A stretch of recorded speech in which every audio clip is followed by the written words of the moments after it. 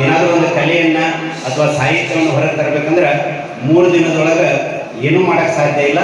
ಅಂಥ ಸಾಧ್ಯತೆಯನ್ನ ನಮ್ಮ ಎಲ್ಲ ಸಂಪನ್ಮೂಲ ವ್ಯಕ್ತಿಗಳು ನಿಮ್ಮ ಕಡೆಯಿಂದ ಒಂದು ಒಳ್ಳೆಯ ಅದ್ಭುತವಾದಂಥ ಮಾಹಿತಿಯನ್ನ ನಿಮ್ಮ ಕಡೆಯಿಂದ ಒಂದೊಂದು ಕಲೆಯನ್ನು ಹೊರಡಿಸ್ತಾರೆ.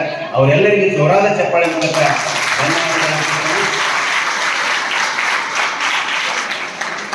ನೀವೆಲ್ಲ ಕಥೆ ಹೇಳಿದ್ರಿ, ಮಜಾ ಕೇಳ್ರಿ. ನಾನು ಹಿಂಗ ಒಂದು ಕಡೆ ನಾನು ನಿಮಗೆ ಸಣ್ಣ ಇದ್ದಾಗ ಕುಂತಿದ್ದೆ. ನಮಗೊಬ್ಬರು ಗುರುಗಳು ಬಂದಿದ್ರು. ಅವ್ರು ಹೇಳಿದರು, ನೀವು ಒಂದು ಕವನ ರಚನೆ ಮಾಡ್ರಿ ಅಂದರು.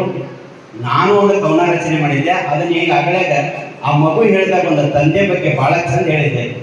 ನನಗೆ ನಮ್ಮಪ್ಪ ಕಷ್ಟವನ್ನ ಕಲಿಸಿಲ್ಲ ಅನ್ನುವಂತ ಭಾಳ ಚಂದ ಆ ಸಾಹಿತ್ಯ ನೋಡಿ ಭಾಳ ಖುಷಿ ಅನಿಸ್ತು. ಹಂಗೆ ನಾನು ಒಂದು ಕವನ ಬರೆದಿದ್ದೆ ಸಣ್ಣ ಇದ್ದಾಗ.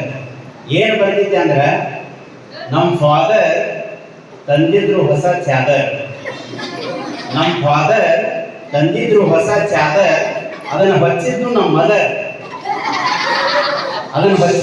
ಮದರ್, ಬೆಳಗಾಪುರದ ತೋರಿಸಿದ್ದ ನಮ್ಮ ಬ್ರದರ್.